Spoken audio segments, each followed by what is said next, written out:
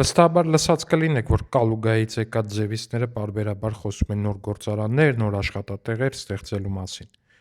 Այս նկարում Ռիո մոլն է, Կարապետյաններին պատկանող ամենամեծ մոլերից մեկը ու ամենամեծ մոլերից մեկը Հայաստանում առհասարակ։ Իսկ գիտեք ինչ էր այս առևտրի կենտրոնից առաջ այստեղում։ Հայաստանի խոշորագույն կահույքի գործարաններից մեկը,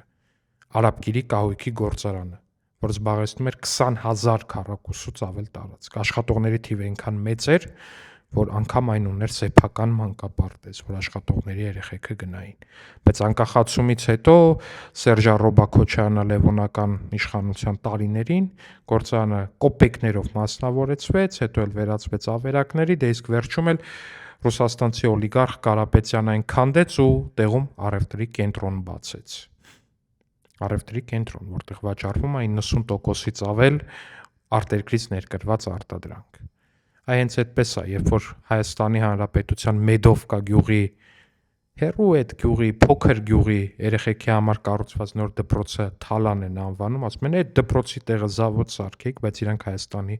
խոշորագույն զավոդներից մեկը քանդում են ու տեղը կառուցում են մոլ,